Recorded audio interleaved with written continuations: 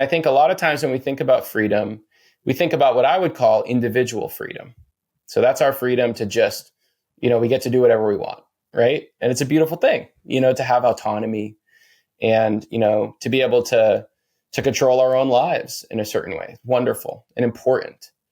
And one thing that I think a lot about is how there is a greater freedom, which is what I call collective freedom, right? Which is that we cannot just have the freedom to do anything we want all the time, but we can have the freedom to do things like take care of each other, and to give away some of our freedom so that other people, so that thousands of living things that, comprise these ecosystems, so that future generations can be more free.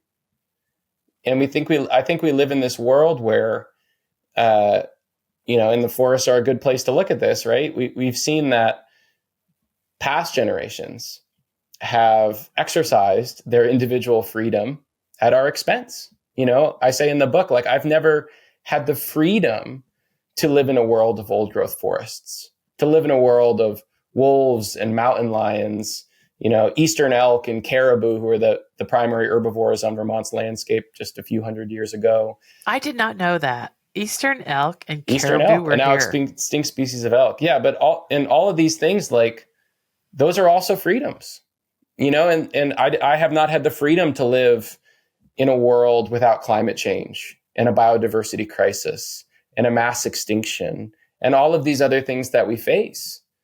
And the reason I don't have that in some cases is because, we didn't want to or couldn't restrict that individual freedom of others, and we don't want to restrict anything. But at the same time, we do have the opportunity to, mindfully and thoughtfully and compassionately, lovingly, to give up some of our freedom so that we can engage in this greater freedom, this collective freedom that to me is so much more.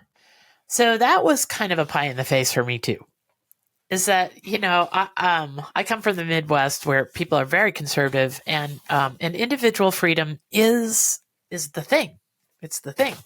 We want smaller government because we don't want somebody telling us what to do next with our land and all that stuff.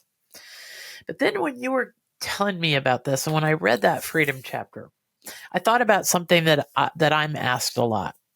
People are, when I do my rap about the internet and treating your click as a vote, because everything we click on, we will get more of. That's just the way the internet works. If you click on something horrifying, you may be complaining about what you clicked on 5 minutes later, but you just clicked on it. So you gave it a vote, and content creators will only create what we click on.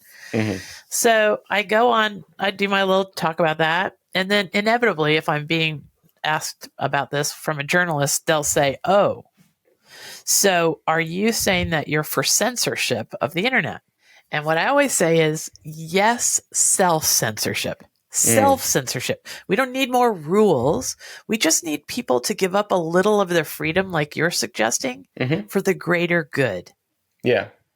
We can all just shout fire in a movie theater. If we want, we should have the freedom to shout anything in a movie theater, right? But is it socially responsible? Is it helpful to the world that we as an individual who might want to shout that? Is that the world we want to live in?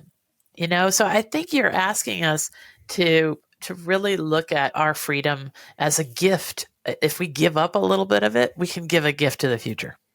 Yeah. Yeah. And I talk about it as giving it up, but then I also think that we're really not giving up anything, that we're just opening ourselves up to a different way of thinking about what freedom really is. Is freedom this thing that we do alone, that is all about us being able to just, like, we're in this race, or we're in this competition with each other?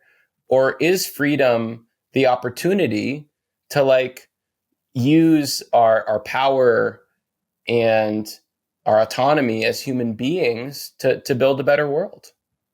And so to me, I feel so much more free when I'm doing something like, spending all my time and energy trying to heal this this ecosystem, this forest bare island, than I would if I was just, I don't know, trying to subdivide it off and build house lots everywhere. To me, I'm like, this is me being free, and this is me not just doing that so that I can be rich and my children and my grandchildren can be rich, but so that everyone can be rich. But so everyone can be rich. There's a topic there that I'm not sure people know a lot about, is this conservation easements. You've put a conservation easement on your land. Yeah. And that is it's a really great example, right? Of that collective freedom so a conservation easement, basically what it does is restrict my ability to subdivide or develop my land forever. So I donated those rights away. And in my mind, it's just such a perfect example of that, right? Because it was like, here are these freedoms. You get this land, and you get this, what we call like a bundle of rights, and you own the right to like do all this stuff. And no one's taken any of those rights away from me. I'm giving them away.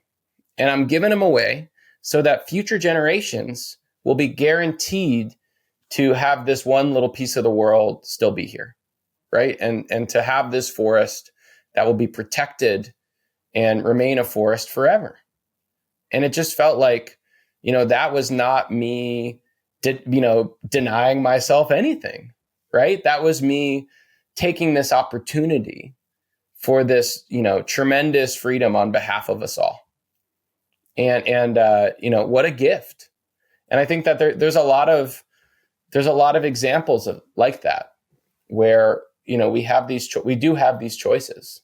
Those of us who are privileged enough to have choices to, be able to like really make some pretty profound gifts to the future and pretty profound gifts to the world.